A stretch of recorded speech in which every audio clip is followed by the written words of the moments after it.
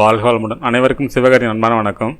இந்த வீடியோவில் எதை பற்றி பார்க்க போகிறோம்னா, நிஃப்டி மற்றும் பேங்க் நிஃப்டி அடுத்த நகர் எப்படின்னு பார்ப்போம். அதுக்கு முன்னாடி சப்ஸ்கிரைப் பண்ணிங்க.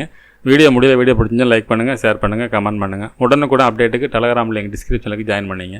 சரி, வாங்க வீடியோக்குள்ளே போவோம். ஃபஸ்ட் நம்ம என்ன சொல்லியிருந்தோம், என்ன நடந்துன்னு பார்ப்போம். ஃப்ரெண்ட்ஸ், நிஃப்டியை பொறுத்தவரை என்ன சொல்லியிருந்தோம், எல்லோ ஜோன் போட்டிருந்தோம். இந்த எல்லோ ஜோனை தொட்ட, அதாவது 23,180 இந்த ரேஞ்சிலேருந்து மார்க்கெட் வந்து வெரி புல்லிஸாக மேலே போக வாய்ப்பு சொல்லியிருந்தோம். அதேபோல் ரெசிஸ்டன்ஸ் பார்த்திங்கன்னா 23,411 அப்படிங்கிறது. இதை பிரேக் பண்ணால் மறுபடியும் மேலே ஒரு புல்லிஸ் இருக்குன்னு சொல்லியிருந்தோம். ஆனால் மார்க்கெட்டை பொறுத்தளவுக்கு நம்ம சொல்லியிருந்த அந்த லோவுக்கும் வரல மார்க்கெட். அதே சேர்ந்து மிடில் இருக்கும் பட்சத்தில் மார்க்கெட் வந்து இந்த ரேஞ்சுக்குள்ளேயே இருக்க வாய்ப்பு அப்படிங்கிற மாதிரி சொல்லியிருந்தோம். இந்த இடத்த பிரேக் பண்ண முடியாதனால மார்க்கெட்டை பொறுத்தளவுக்கு இந்த ரேஞ்சுக்குள்ளேயே முடிஞ்சிருச்சு. ஆனால் நம்ம நேற்று தலைப்பு என்ன கொடுத்திருந்தாலும் மதில் மேல் பூனை அப்படின்னு கொடுத்துருந்தோம்.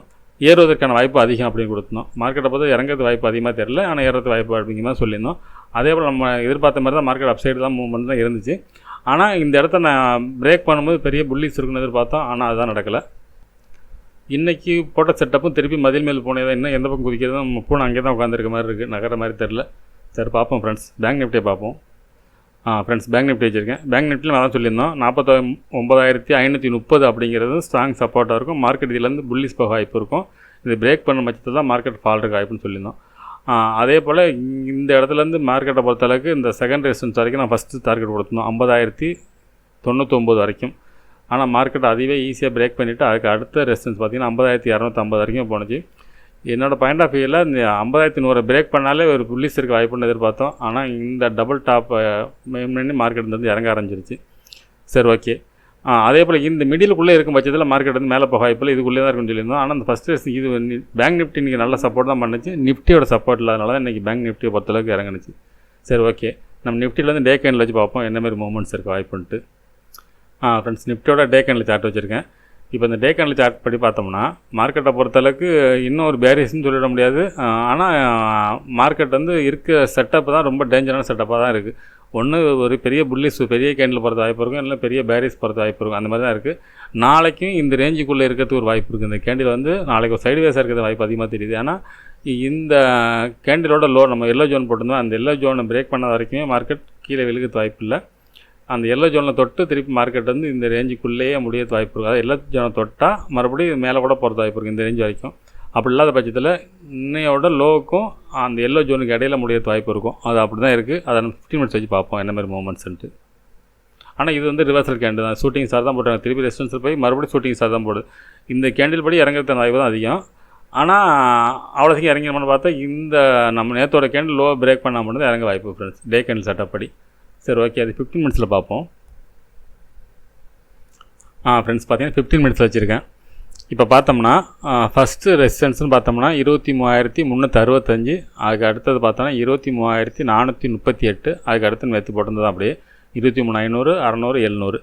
அதே போல் சப்போர்ட்னு பார்த்தோம்னா இந்த எல்லோ ஜோன் மட்டும் இடம் மாற்றிருக்கேன், அந்த எல்லோ போட்டுரும். என்னென்னா ஃபஸ்ட்டு சப்போர்ட்னு பார்த்தோம்னா 23,230. அதுக்கு அடுத்தது பார்த்திங்கன்னா 23,206. அதுக்கு அடுத்து 23,148, 23,040, 22,904.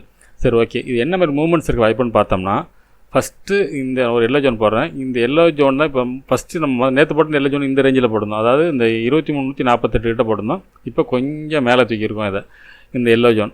இந்த எல்லோ ஜோன்லேருந்து மார்க்கெட் பை ஆகிறதுக்கான வாய்ப்பு அதிகம். இதை பிரேக் பண்ண பட்சத்தில் மார்க்கெட்டில் அடுத்தது ஒரு ஃபால் இருக்க வாய்ப்பு இருக்குது. ஆனால் என்னோடய பாயிண்ட் ஆஃப் வியூவில் நாளைய மார்க்கெட் வந்து ஒரு சைடுவேஸ்ன்னு சொல்ல முடியாது.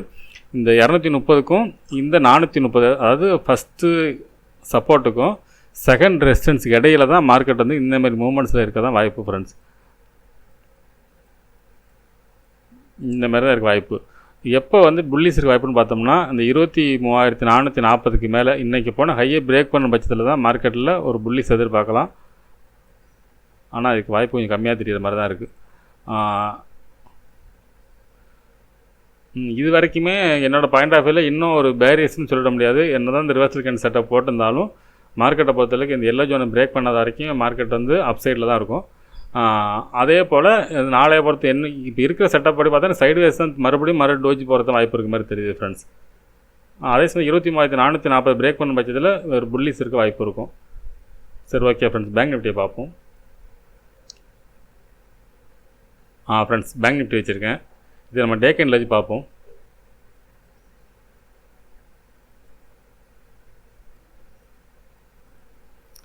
ஃப்ரெண்ட்ஸ் பேக் எண்டில் வச்சுருக்கேன். இப்போ பார்த்தோம்னா நேற்று வரைக்குமே நிஃப்டிலாம் வந்து ஸ்ட்ராங்காக இருந்த மாதிரி இருந்துச்சு, பேங்க் நிஃப்டி வீக்காக இருந்த செட்டப்பில் இருந்துச்சு. இன்றைக்கி வந்து பேங்க் நிஃப்டி ஸ்ட்ராங்காக தான் இருக்க மாதிரி செட்டப் காட்டுது. இதுவும் பேங்க் நிஃப்டி ஸ்டைலில் தான் கிட்டத்தட்ட கேண்டில் இருக்குது. இந்த நேற்றோட லோ பிரேக் பண்ண பட்சத்தில் தான் மார்க்கெட் இறங்கிறது வாய்ப்பு. அப்படி இல்லாத பட்சத்தில் மார்க்கெட் வந்து அப்சைடு போகிறதுக்கான வாய்ப்பு தான் இது கிளியராக இந்த பேங்க் நிஃப்டி செட்டப் காட்டுது ஃப்ரெண்ட்ஸ். சரி, ஓகே. இது 15 மினிட்ஸ் வச்சு பார்க்குறதுக்கு முன்னாடி இதில் ஒரு ஃபேக் பிரேக் அவுட் செட்டப் ஒன்று இருக்குது. அது என்னங்கிறத கிளியர் பண்ணுறேன். ஆனால் அது ஃபீச்சரில் தான் இருக்குது. அது ஃபீச்சர் சார்ட் வச்சு காட்டுறேன் ஃப்ரெண்ட்ஸ். ஃப்ரெண்ட்ஸ், பேங்க் நிஃப்டியோட இப்போ இந்த ஃபீச்சர் சார்ட் வச்சுருக்கேன். இது ஃபீச்சரோட டே கேண்டில். இப்போ பார்த்தோம்னா இந்த 2 கேண்டில் இருந்துச்சுல, இது வந்து எலெக்ஷன் நியூஸ் பேஸ் நடந்தது. அதை விட்டுருவோம். அதை விட்டுட்டு என்ன நடந்தது மட்டும் பார்ப்போம். இதுதான் இருந்தது.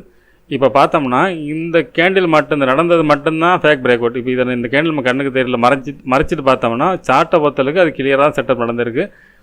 பார்த்தீங்கன்னா கரெக்டாக ட்ரெண்ட் லைனை ஃபாலோ பண்ணி தான் நடந்துகிட்டு இருக்குது. அதேபோல் நேற்று லோவும் இந்த இடத்துல தொட்டிருக்கு.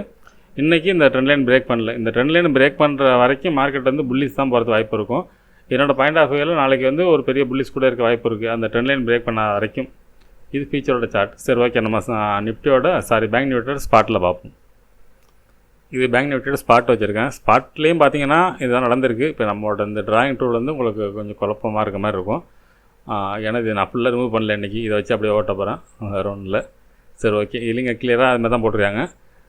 சரி, ஓகே. இது நாளைக்கு என்ன நடக்க வாய்ப்புன்னு 15 மினிட்ஸ் வச்சு பார்ப்போம்.